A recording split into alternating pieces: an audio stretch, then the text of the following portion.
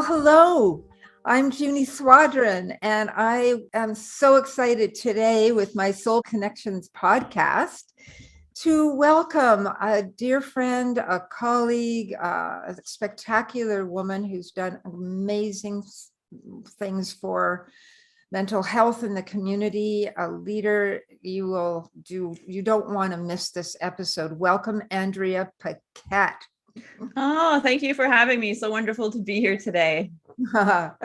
So I'm going to let people know who you are with respect to just a short summary, and then we're just going to have a conversation because there's never been a more, I think, important time to have this conversation than that we're moving into the third year of COVID shutdown. Mm-hmm.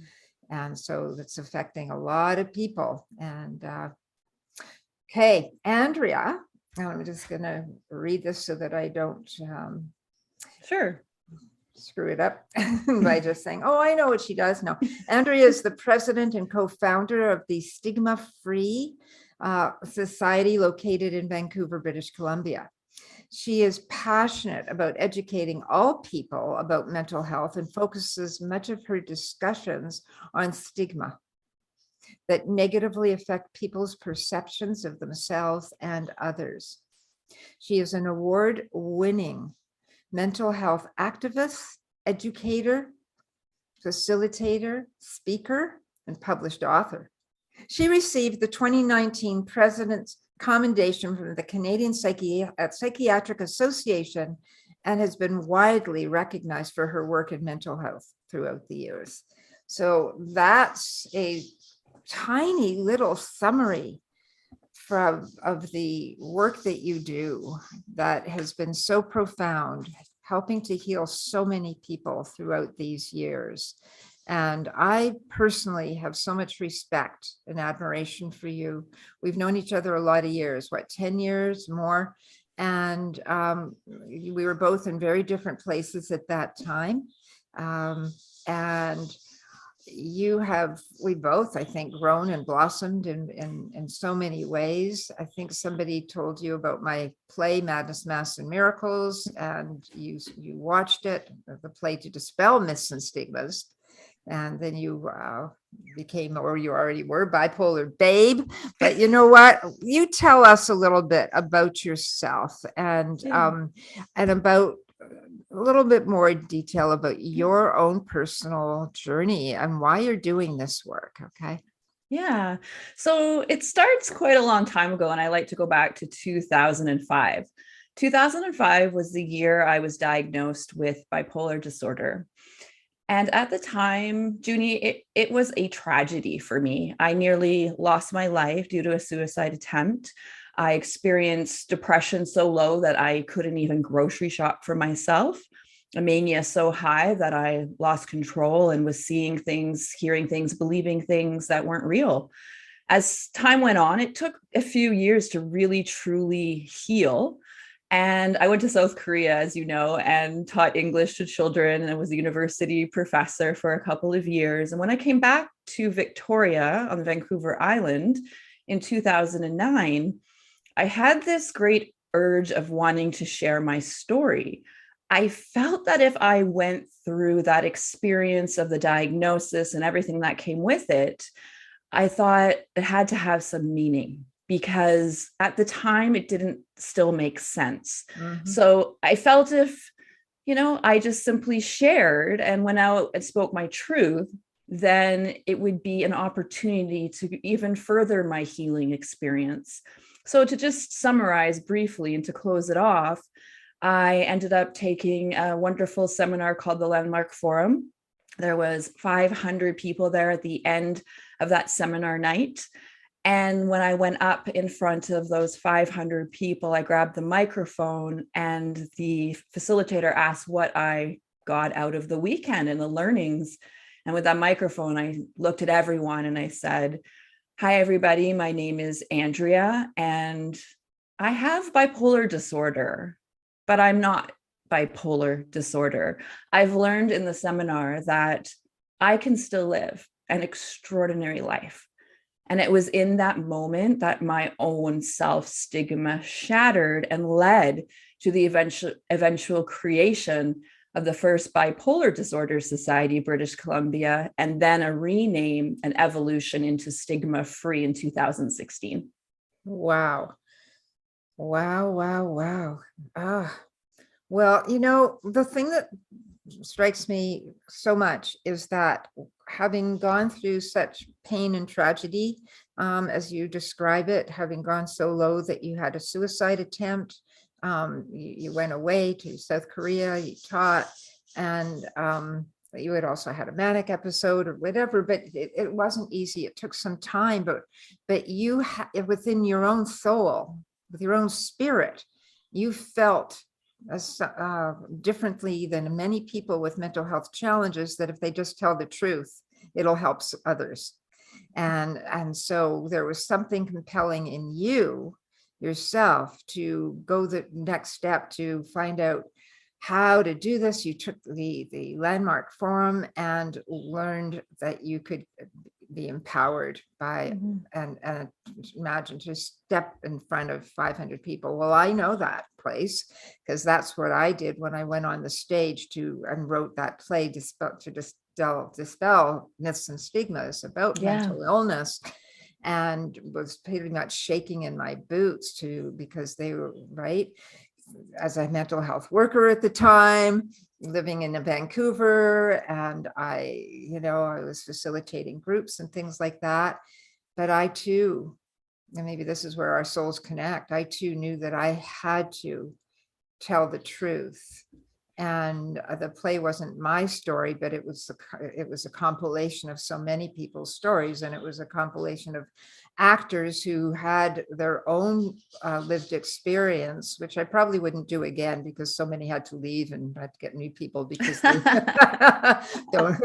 because they had their own lived experience. I didn't think about actors like they were professional actors, right? That's what I wanted. I didn't want somebody reading a script. Well, there are a lot of great actors that can read a script and play the part, and you wouldn't lose them. But the point being that it takes a tremendous amount of courage to come out. And by what happened for me is what seemed to have happened for you, obviously, because of everything that's happened since, is that it gives permission for other people. When we tell our stories and we tell our truth, it gives permission for other people to feel safe enough to come out of hiding as well. And stigma is enormous. So, and I'll just say one more thing, and is that when you said you couldn't even get out of the house, like you couldn't even buy food, you couldn't, right? It reminded me, talk about a different kind of stigma. I mean, I think I went through them all because I too was diagnosed, but I was diagnosed when I was 20 and went through all kinds of hospitalizations and things and thought that was my identity, etc.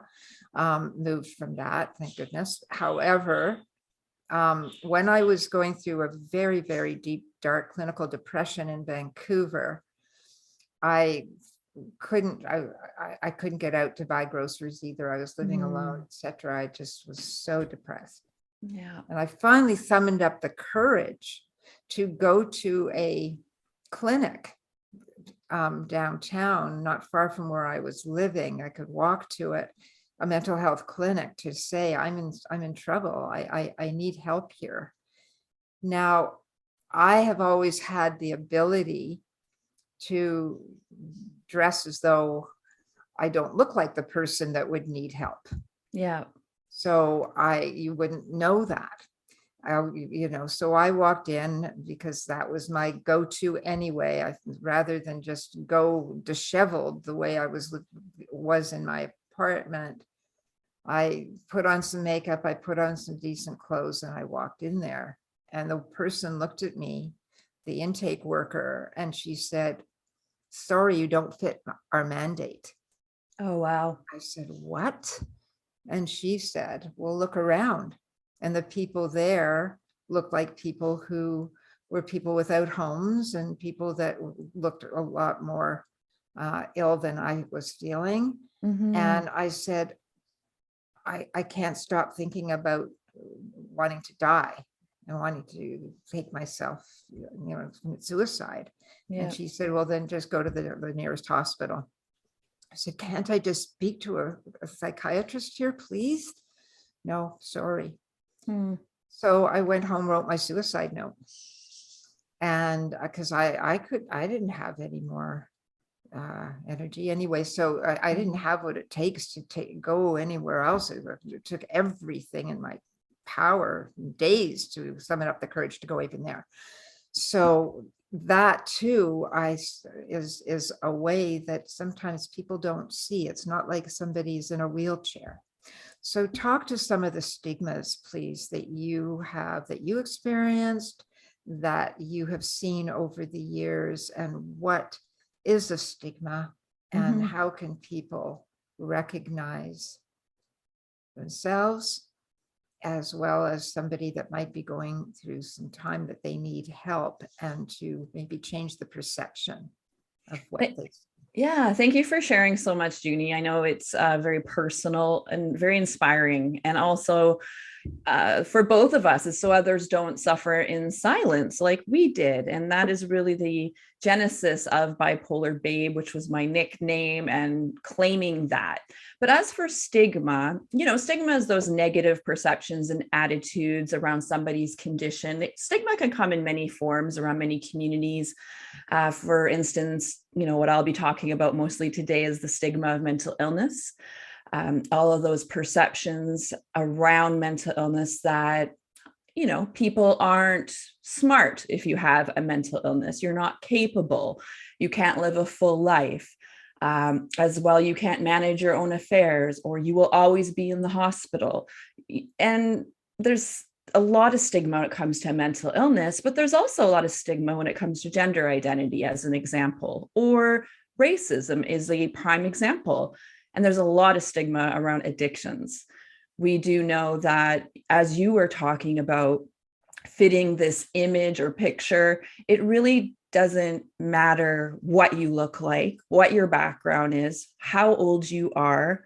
Anybody can experience mental illness or stigma of some form due to their condition or just who they are.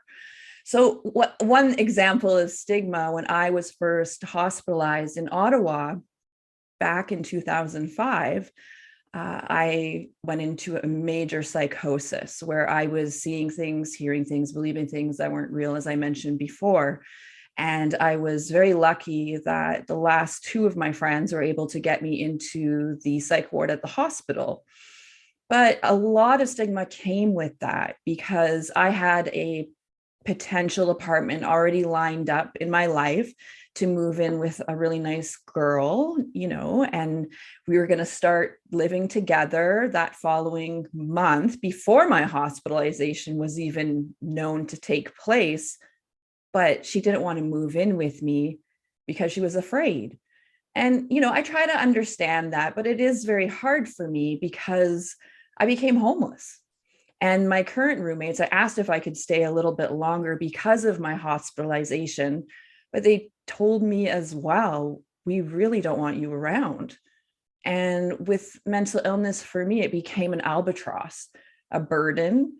I began to really dislike who I was. I wasn't the same person in my own mind because I didn't feel like myself.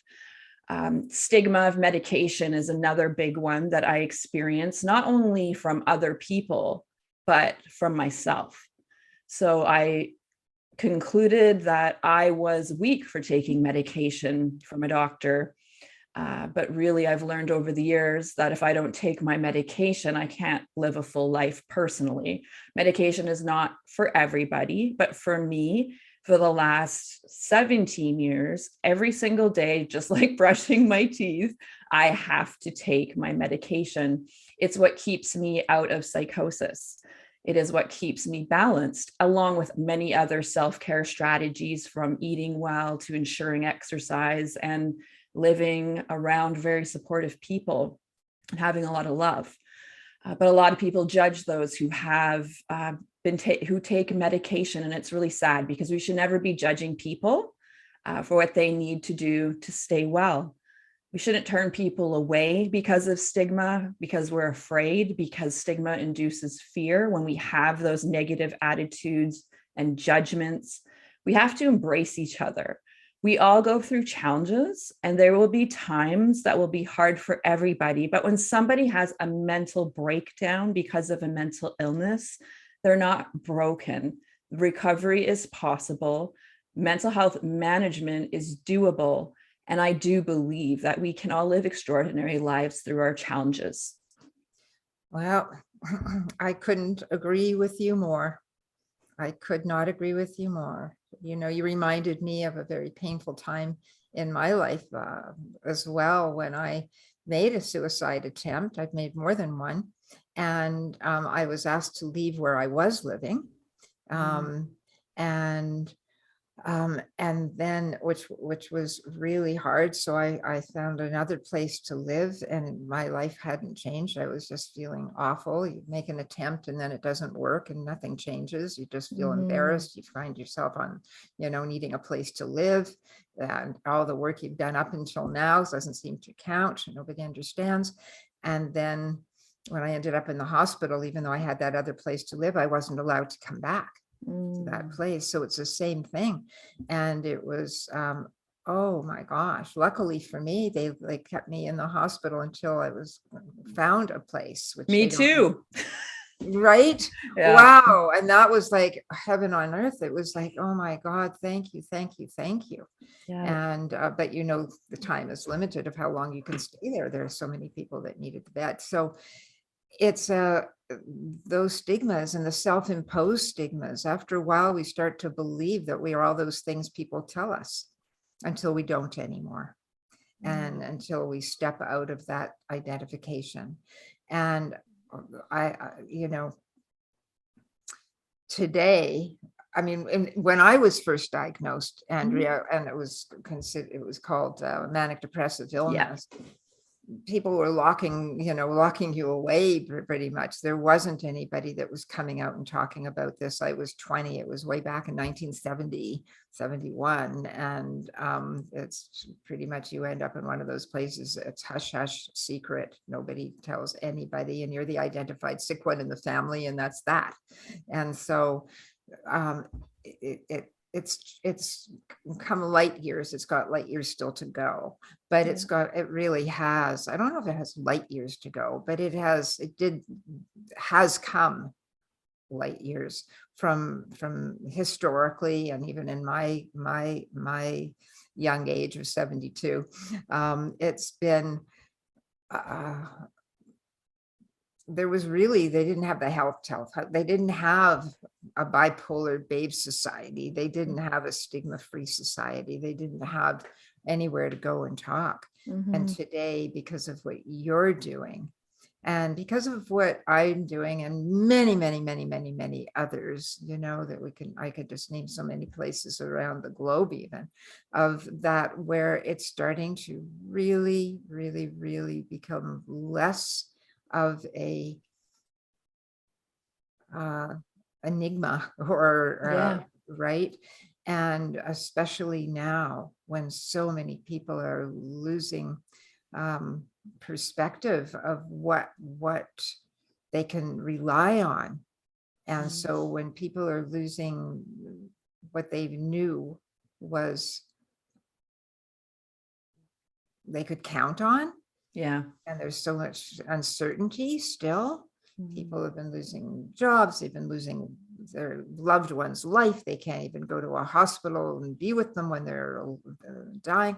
It's just not the world that any of us ever anticipated. And so what can we say? Mental illness? No, it's anxiety. It's fear. It's so much. But if you have a propensity, and often it's not until you experience something and know it. Unless you're educated, then do you have that compassion and say, oh, this must be what so-and-so went through or is going through. Unless they have an Andrea Paquette that can go out there and educate. You've been educating, going to high schools and junior schools, and going around and sharing and talking about normalizing it, so that talk to us about that, please. Yeah, so I've been speaking now for over 13 years, I believe it's already been. And when I first started speaking, I was afraid, Junie. Like it was shaking in my boots, couldn't hold a mic, couldn't breathe. Like it was really hard. And so I remember going into my first place where I officially was just sitting there and speaking to a group of 15 people. It was at a training session for peer support workers to work with those with mental health issues and addictions. And I sat there and it was very scary, but suddenly it started to flow when I started to share simply what had happened to me and what life is like for somebody, for myself, who has bipolar disorder. Back in 2009, I do understand the 1970s. My mother also has a mental illness and was treated very horribly in the 1970s. And, she has some very scary stories. But even in 2009, a lot of people were not talking about it. If you typed in mental illness into Google in 2009, every picture was dark, bleak, black, and scary. And so I wanted to change that. I know I'm only one person, but I thought, okay, I'm going to give it a shot. So when I went into that place, spoke to those 15 people, I shared, and when I walked out, I knew this was my life mission. I was a policy analyst for the BC government. It wasn't my passion, it was a paycheck. And I felt constrained within those cubicle walls. I just was not an introvert. I could not be constrained. I just wanted to get out there and connect and to speak. And I was then introduced to a school counselor in Victoria. And she heard of my desire of wanting to speak to students, because I have felt then and feel now that is where we have to begin the conversations, is with our young people, as young as we possibly can. So when I went into a grade 10 classroom, shared my story, did a little PowerPoint, and the young man came up to me afterwards and he said, my girlfriend has bipolar disorder, and thank you for coming to shed some light on this for the others here. It's really amazing. And I just kept going, and it was really an organic process. I never planned for this to be my full-time career. I never thought that being a president or executive director, as people call it, or CEO of a charity was even possible. I didn't go into this thinking, okay, I'm going to secure a job. I went into this with the attitude of, I'm going to share as much as I possibly can and just follow my passion. And I just volunteered like so much time over 3 years, just building the charity while we got the incorporation with an amazing board of directors, started delivering the program, presentations in schools for youth about mental health. And that was just really how it began. And then I have been sharing in venues from, virtual from Ohio, I'm doing a lot of virtual presentations now, to I've done classrooms of 15 students. I've spoken in front of 1,000. And so over the years, it's been a beautiful journey, not only speaking, but running the Stigma-Free Society as a fairly large organization now, with what started out with $5,000 and very, very small.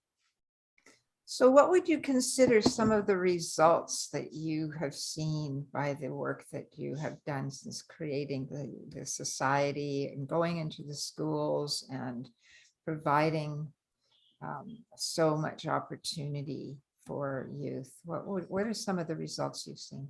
Yeah, there's been quite an impact, and I've been able to see that when I gauge the students for reflection and for written feedback. And so one of the biggest reasons that I do this is I want to see what is on their minds, what they've learned, and just their thoughts about their learnings. And that is what has kept me going over the years, is when I give a speech, I go to a classroom or a community organization, whether it's to adults, youth, I love doing the youth ones, I always want to know what they got from it. And I would get these feedback forms. There'd be like 50 of them, say, from a classroom. And I would sit there the next day and read every one of them. And there was so many amazing comments, sometimes you feel like you're not reaching people and that maybe you didn't really have that much of an impact. But then I would go and read these feedback forms and I would burst out into tears because they were so moving. As an example, one young girl in grade 9 said that she decided that she wants to now speak to her grandmother who has schizophrenia, who she formerly stigmatized and didn't want in her life. And so she wants to build a relationship with her now. And I felt that was so beautiful. Oh, wow, that is so beautiful. It reminds me of something that happened, a few years ago, actually.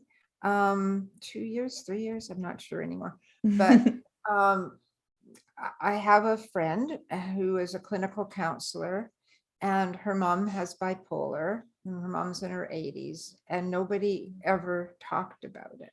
She grew up in a very loving home, and her mom was very loving, and she also had bipolar and went through a lot of the horrible times, but nobody ever said a word. And then my friend watched the play, and she said, "Do you think I should show that to my mom?" And I said, "I don't know." And I had met her mom, and I said, "I don't know. She's 80 and 81, 82 at the time."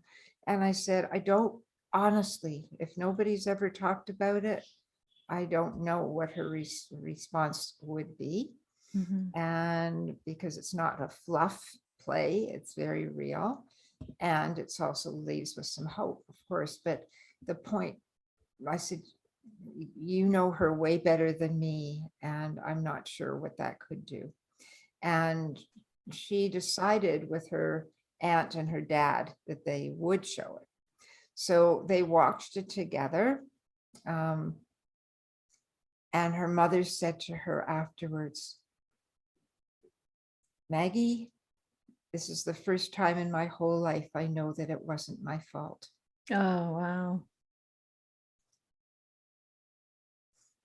Beautiful. We never know who we're going to touch.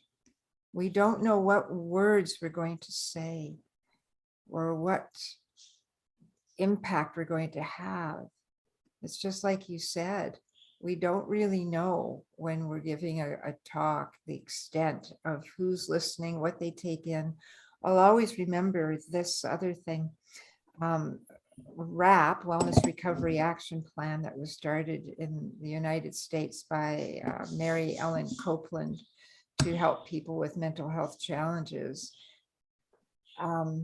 She was giving a talk somewhere, and a gentleman came up to her afterwards wearing a Hawaiian shirt, looking great, feeling fantastic, and just wanted to thank her so much.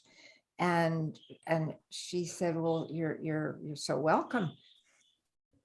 He said, "You don't recognize me, do you?" And she said, "I'm so sorry, I don't." "Well, I was sitting in a room where you were giving a talk about 2 years ago, and I was at the back, and I didn't say very much." And she said, "My gosh." And she recognized him, and she said, "That was you. And I didn't even know if you were listening." He said, "I heard every word, and I turned my life around because of this program."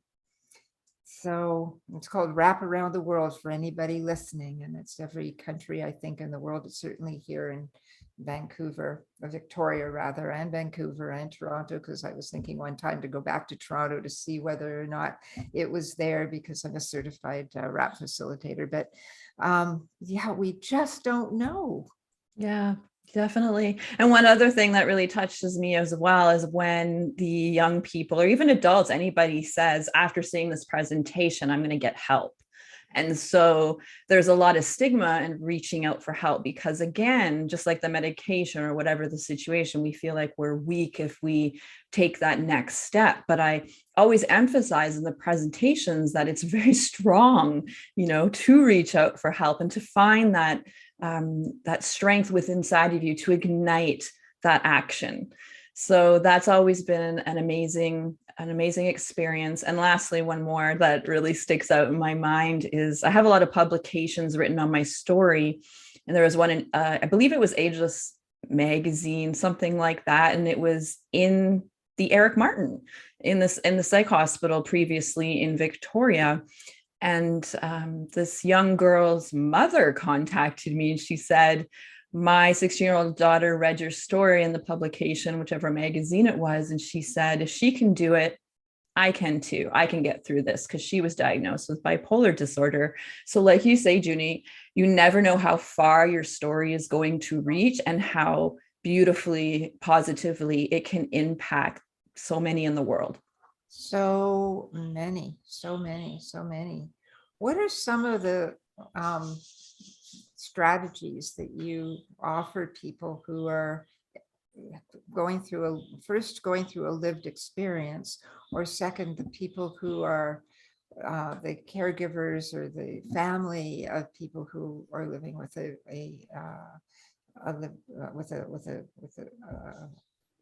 brother, a sister, a child, a mother, a Yeah. father, whatever? What are some of the strategies you would offer? Yeah, for first and foremost, for somebody with lived experience of facing mental health issues or mental illness, as you were saying, people really need to realize that it's not their fault. And that is first and foremost the message that I want to get out to people, is that mental illness can happen to anyone, as I mentioned previously. There are many strategies that we can implement as somebody who is dealing with mental illness. Our environments are super important. What I mean by that is, don't allow toxic people into your life.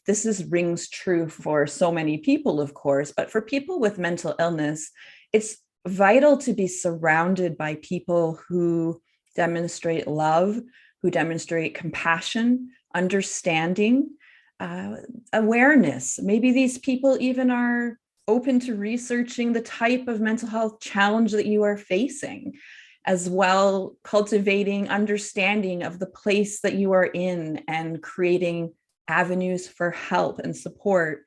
And if you are a caregiver, parent, guardian, brother, sister, relative of somebody who has mental illness, I often stress that it's really important to not always be giving advice. A lot of the time, the last thing a person needs to hear when they're dealing with a mental illness is how to snap out of it, how to just deal with it and get over it, because that isn't how to handle it. The most beautiful thing that you can offer somebody who has mental illness, facing mental health challenges, is a listening ear. Sometimes all we need is just to be heard. Of course, we would love our hand held if we are going to psychiatric hospitals or visiting with a doctor. That is always a beautiful thing. But there's times when silence is welcome and we just need comfort. So a great strategy I often say is, yes, be kind, be open, and really just listen. Yeah. It's so true. It's so true. And it's not rocket science to be kind, to listen. We all want to be heard and seen and acknowledged where we are, without having to be someone we're put on the makeup and put on the show and put, and no, just to have that compassionate understanding. And I think that everybody, and especially, well, not especially, in both situations, those with a lived experience as much as they can, but also for the caregiver, the loved one, is to practice radical self-care.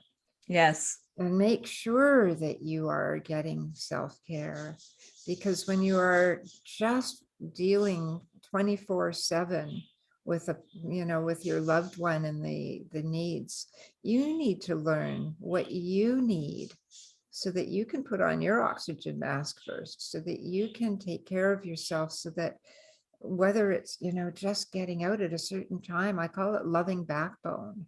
It's having boundaries in a way that you've got to step away and got to get out as well. There are support groups for people, but it's even if it's just, taking a luxurious bath with Epsom salts, you know, calling a friend, going out into nature, whatever that is, because if we don't fill ourselves up from the inside ourselves, it's the easiest way to get burned out, stressed out, and just feel at what's at total odds with ourselves. Yeah, and it's like, how can we help anybody else if we aren't good, if we're not healthy? We're not really good to anybody if we're not healthy in our own selves. And I really like how you've pointed out that caregivers, guardians, etc., need to take care of themselves because it is imperative. A lot of things, just one last thing about this is the need to control things. I think as as human beings, we really want to control all the outcomes and we want to make sure that everything is perfect. And we have to have a real tight grip on control of how things are going to go. I've learned over the years with my own mother who has schizoaffective disorder, there's been so many tough times where she's been evicted or there's been problems with bullying at the building she lives in. But I've, relied heavily now, which I didn't before. I was trying to figure it all out myself, relying heavily on the system. I was able to get her a social worker, and it took time to get her care nurses and to create a support system. So I wasn't the only one in that support system. Valid. Yeah. So valid. Yeah. The beautiful thing of having a support system, I mean, it might seem obvious, but there are certain people that are really, really great at certain things. Some people love to cook. Some people love to go out in the fresh air. Some people just want to sit and, chill with a movie. Some people like to sit and chat. And so if you are a caregiver, you can ask, or if you're the person with the lived experience, you can just ask, what would you like? Or if you're the caregiver, you just put a list together. These are the things that need to be done. Not one person has to do that.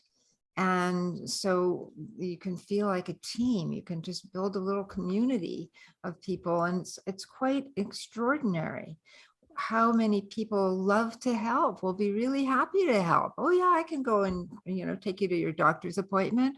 Oh, I can pick up some groceries. I can, oh yeah, are you kidding? I've been wanting to watch that movie forever. Let's just chill out with that.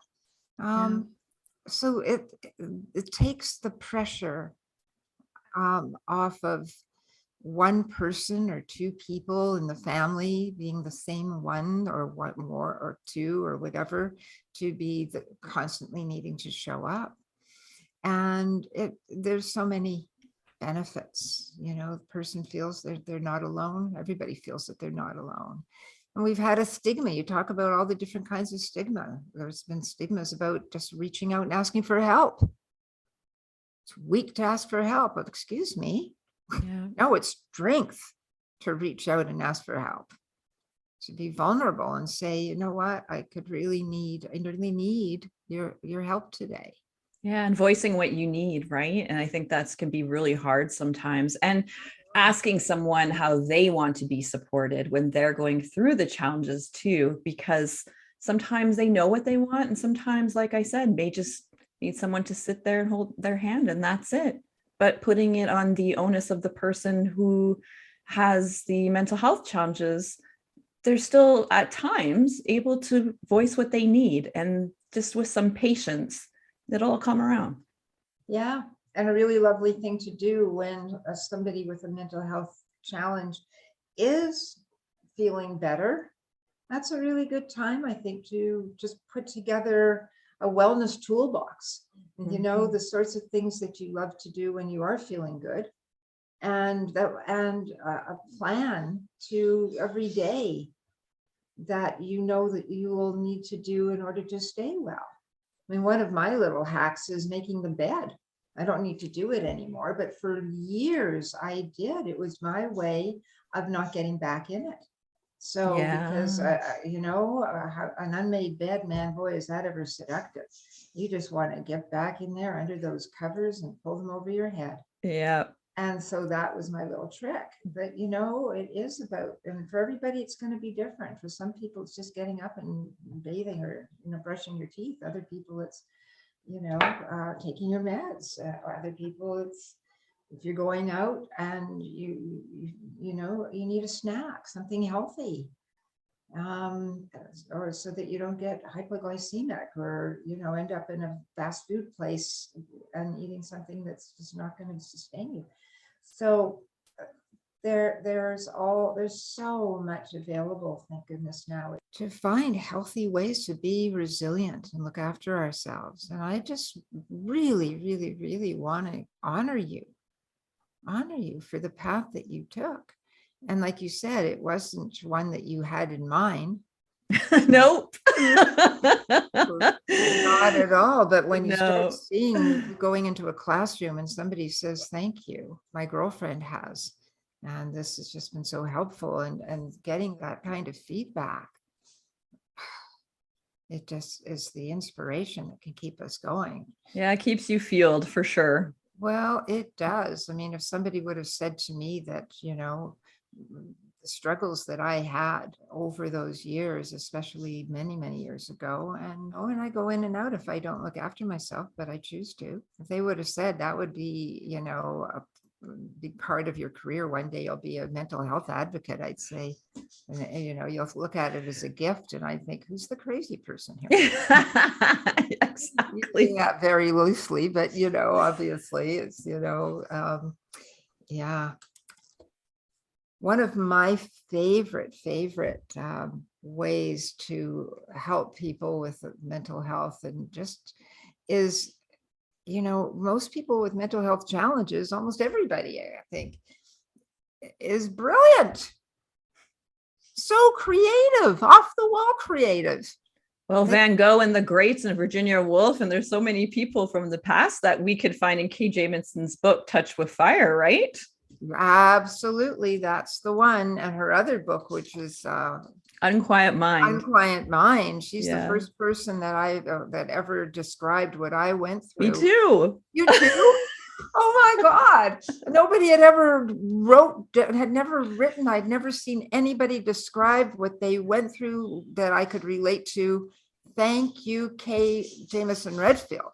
Yes. And yeah, so I mean, to me, creativity and creative expression, whether it's writing, which is my thing, or photography, or growing a garden, or playing with numbers, or who cares what, but if it's your thing, then pick up that brush, that easel, that whatever it happens to be, grow that garden, because it's personal, it's yours. And so many people with mental health challenges who are just brilliantly creative, they fall through the cracks, which is why I have about to have my dream come true, which is ACHA, the Academy for Creative and Healing Arts, for people with mental health challenges. And, we were supposed to cut the ribbon a couple of years ago. The McTavish Academy in Victoria, where it's already a center for creativity. And when I went and spoke to the person, they are honored to have the Academy for Creative and Arts presented there, where every single art form will be available, including the healing arts, healthy eating and yoga and all of these, a healthy cafe in there where with an open mic where people can come and sing, and an auditorium where we can watch really inspiring TED Talks and movies, or people will get up themselves and do their own creative theatrical presentations or one-person shows. So it's very, very exciting. And the most exciting thing, which is that the song that my partner David Halliwell and I created, called It's a Brand New Day, is for a vision that I've had for years, where people with mental health challenges are singing this song around the world because it's a brand new day. You're not your prognosis. You're not your diagnosis. This is a brand new day. It's time to give up, let go of, are you ready and able to give up the label, etc. And Love so, it. yeah, it's an incredible song, and David's actually already recording it there at the studio. It's we can't wait to get it out. So, yeah, creativity transforms mental illness into mental health. What do you think about that? Well, I love it because as you're talking, I was thinking about my writing. I really love to write. I've been writing ever since I was 8 years old. I have probably 20 journals sitting up in my closet. I remember I had this little diary called My Dinky Diary, and I was so young, and I remember sketching out historical events and of the time back in the 80s and writing about my feelings. And then as it went into teenagehood, I started writing about all the boys I liked and all the things that were happening. But as it grew into my 30s, I sat on my bed after my second hospitalization where I survived my suicide attempt.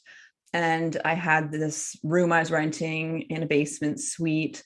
I really didn't have any friends left and felt like I never really did, obviously, if nobody was really there. As I sat on the bed, I just wrote in a journal and I filled it with my story. Like completely filled, probably like 200 pages worth. And I just couldn't stop writing. I took that piece of work. I brought it to Korea when I started teaching English and such, as I mentioned, put it into a Word document and added to it over the years ever since. I've been trying to get this book out for, over a decade, but I feel like the timing is right as I come to work on it even more. It's been a beautiful journey with writing. I have been able to be published in a number of magazines. I'm also a blogger for Bipolar magazine. I've been doing that for the past 6 years, and I was published in an anthology where I shared a little bit about my story in 2009. Hidden Lives is the name of the anthology, coming out on mental illness. And so this has been a real journey, the pen and the paper, and absolutely growing in it at all times. I think it's really important if we have creative outlets and we feel that passion, that we cultivate it. And we don't have to be perfect. I think that's really what I've learned over the years with writing and creativity is just do it for the love of it. And, if I'm going to aim to contact a publishing house, and I've listened to memoirs and listened to the memoir voice on Audible, and really figuring out how to take that stance as a writer, writing in that voice. It's been a learning journey. And so for me personally, the timing for the book, I feel like I just want to write this book because I've been sharing the story now since 2009. So why not share it in a bigger way?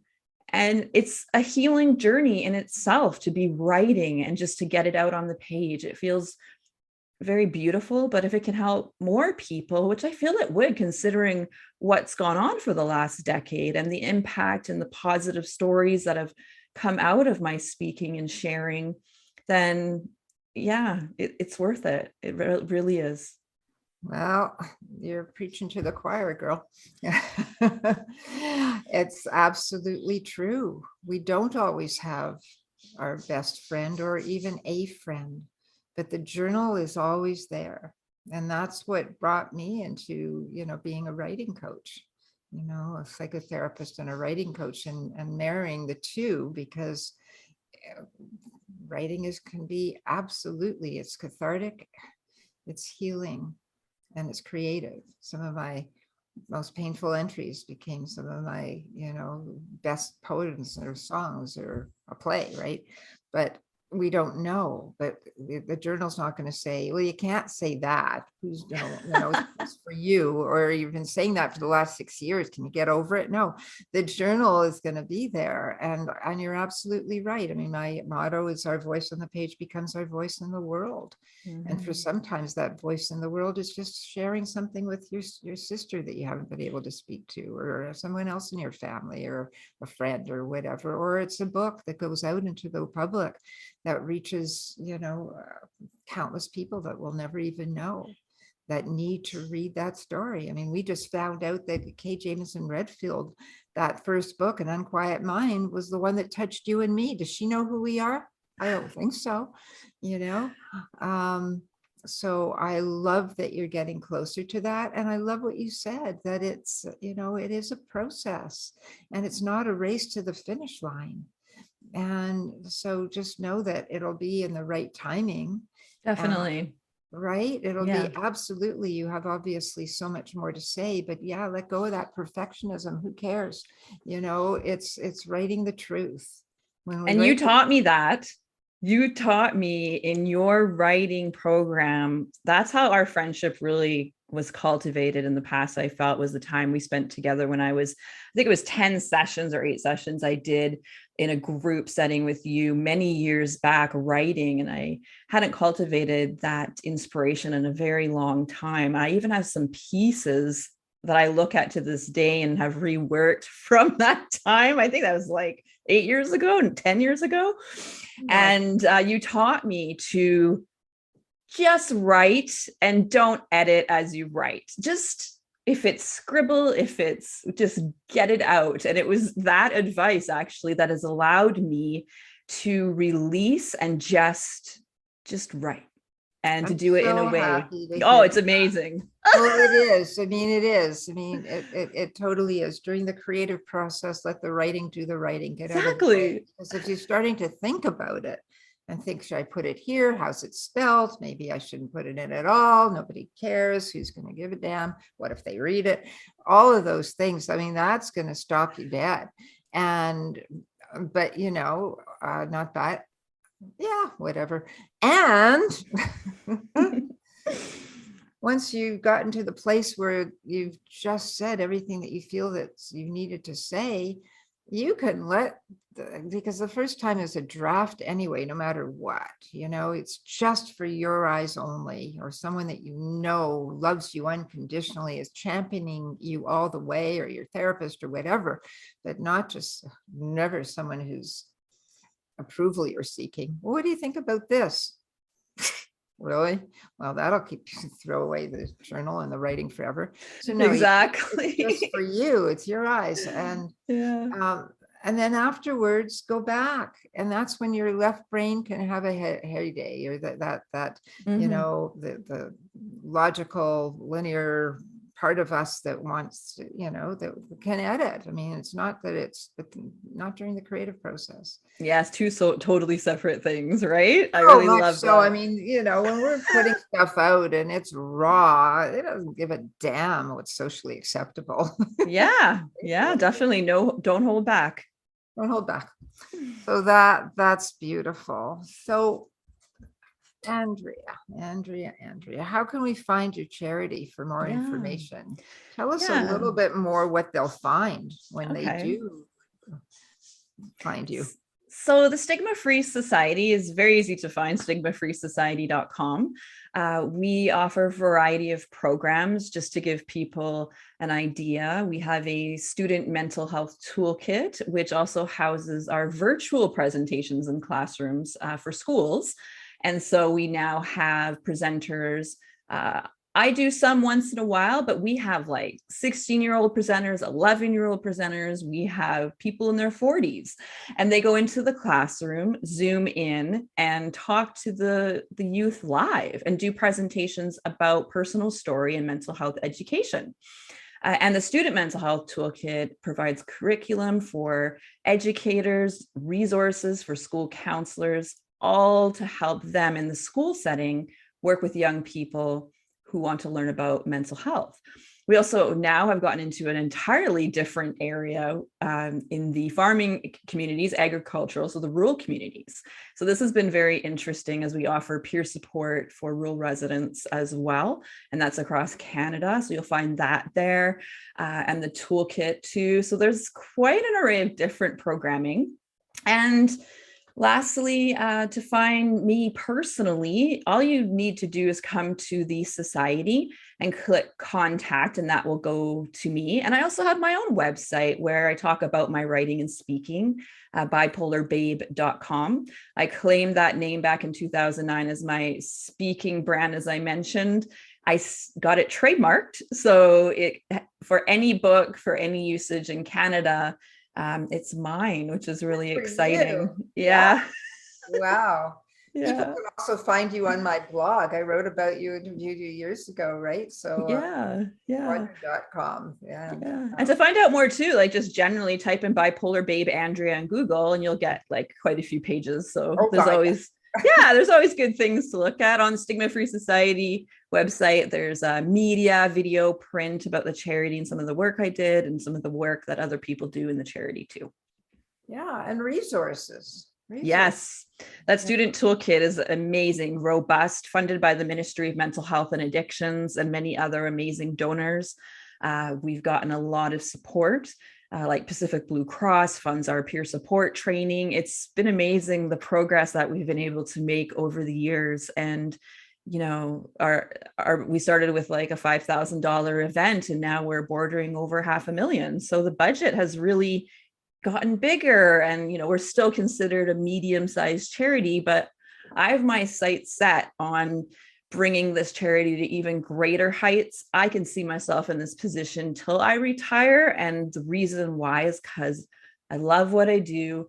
It makes me happy and I just want to help others. God bless you.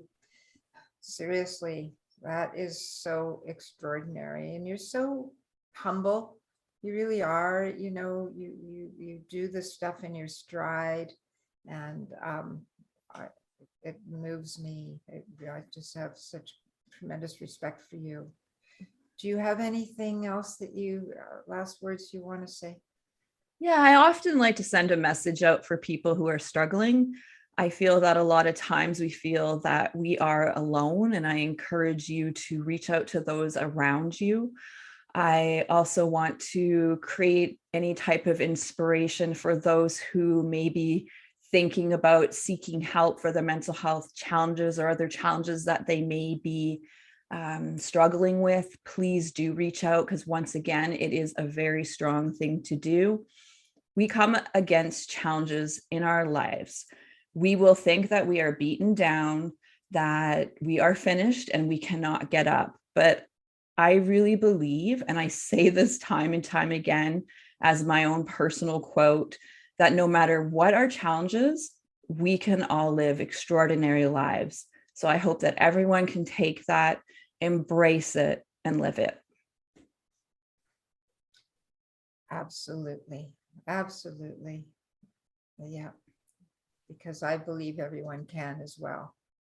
And I know that because I've lived it, gone down as deep the rabbit hole a person can get. So have you. And when you come out of it and you know what it took to do that, and yeah, it is about reaching out because someone's going to reach back. You're not alone. Yeah. So thank you, Andrea. Bless you, and so appreciate you being here today. I appreciate you too. It's been an absolute honor, and thank you so much for all your kind words. You're so welcome. You're so welcome.